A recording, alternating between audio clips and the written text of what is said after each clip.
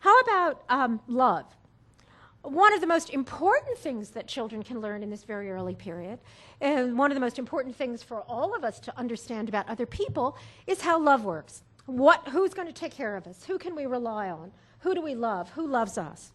And we've known for a very long time that very young infants have what are called different attachment styles, different ways of relating to the people who are supposed to be their caregivers. So some children are secure. That means that when the caregiver leaves when they're about a year old, the babies get upset. When the caregiver comes back, they're really happy. There are some babies who, when the caregiver leaves, try to act as if nothing's happened. And one of the saddest findings in all of psychology is that if you record these, so these are babies that just sort of sit there, turn away, play with their toys. But if you record their heart rate and skin conductance, it turns out these babies are incredibly distressed. They've just already at 12 months learned to damp down their distress when a caregiver leaves.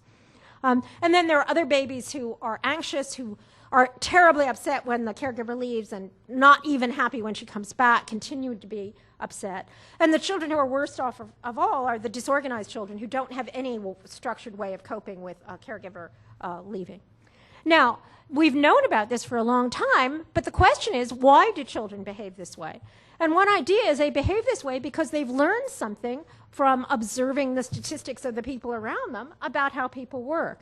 And I want to end up with an experiment that Susie Johnson at Stanford did, using this same technique, this technique of how long babies look at things, to find out what it was that babies thought about love. And here's what she did. Could we have the video? What she did was first she showed babies a video like this.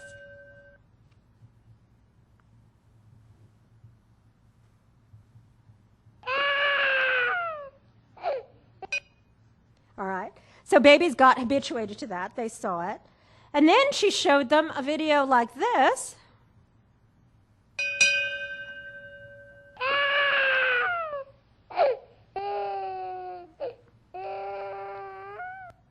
Or she showed them a video like this.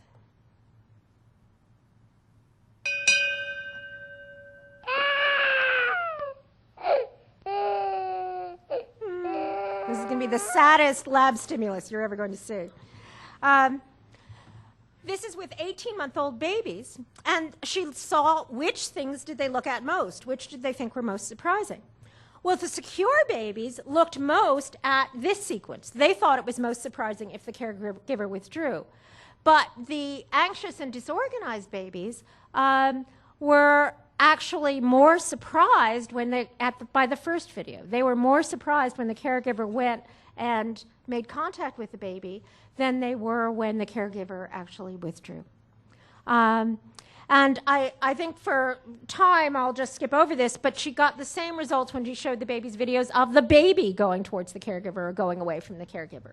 The secure babies thought mom is going to come to the baby in times of distress, and baby is going to turn to the mom in times of distress.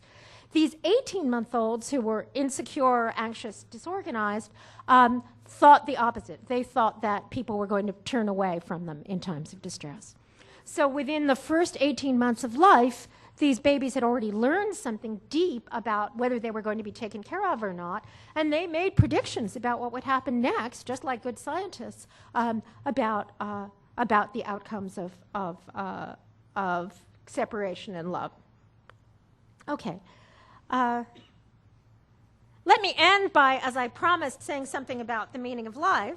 So what I hope I've shown in a few minutes and in the book is that actually these very young babies and young children can tell us things very profound about the human condition, about love, about truth, about identity and consciousness and memory.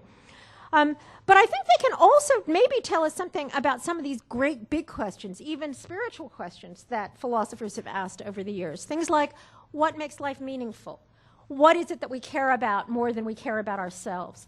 What's the thing that lets us feel as if we're going to continue even after our own little individual lives are gone?